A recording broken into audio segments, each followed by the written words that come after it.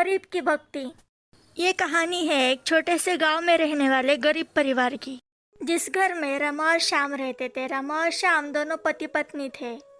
चलो रमा, मैं चलता हूँ। अगर देर हो गई तो खामखा सेठ की डांट सुननी पड़ेगी। ठीक है जी, और शाम को जल्दी आना। हाँ भगवान, जल्दी आ जाऊंगा, पहले जाने तो दो।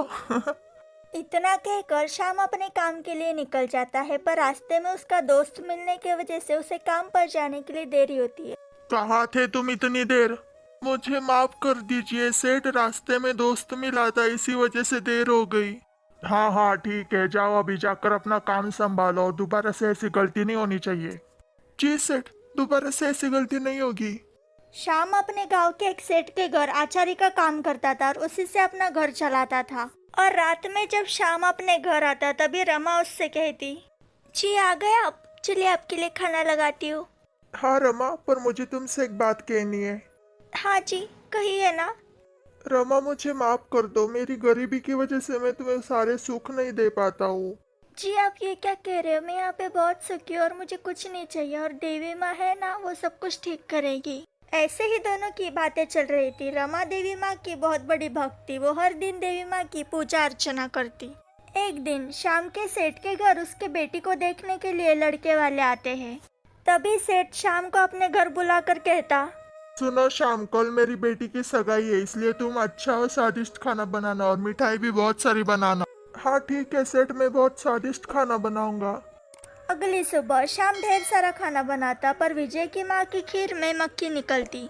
छी छी छी भाई साहब, ये कैसा खाना खिला रहे आप हमें? जी जी, हमें माफ कर दीजिए बहन जी। माफ करते? ऐसे कैसे माफ करते? जी आपने मेरा अपमान किया और मैं अपने बेटे का रिश्ता यहाँ से तोड़ कर जा रही हूँ। ये सब सुनकर शाम के सेठ को बहुत गुस्सा आता। वो शाम को बहुत गुस्से से बुलाता। शाम, इधर आओ शाम। क्या क्या हुआ मालिक, मुझसे कुछ गलती हुई है क्या? आज तुम्हारी वजह से मेरी बेटी का रिश्ता टूटा है, इसलिए मैं तुम्हें काम से निकाल रहा हूँ। मुझे मुझे माफ कर दीजिए सेठ, ये सब गलती से हुआ, दोबारा से ऐसी गलती नहीं होगी। तुम जाओ यहाँ से, मुझे तुम्हारी कोई बात नहीं सुननी। इतना कहकर सेठ शाम को नौकरी से निकाल देता है। तभी शाम घर आता और रमा उससे कहती, क्या हुआ जी, आप बहुत परेशान लग रहे हो, कुछ हुआ है क्या? हाँ रमा, मेरे सेठ ने मुझे नौकरी से निकाल दिया, अब मुझे समझ नहीं आ रहा हम क्या करेंगे। क्या नौकरी से निकाल दिया? अब हम कैसे करेंगे जी? कल तो नवरात्रि और घर में अनाज का एक दाना भी नहीं है। तुम चिंता मत करो रमा, मैं कल ही जाकर अपने लिए नया काम ढूंढता हूँ। अगली सुबह शाम अपने लिए काम ढूंढने जाता है। सेठ, आपके पास कुछ काम होगा तो बताइएगा, मुझे काम की बहुत जरूरत है। नहीं भाई, अभी तो जरूरत नहीं है, बाद में कभी होगी तो बताऊंगा।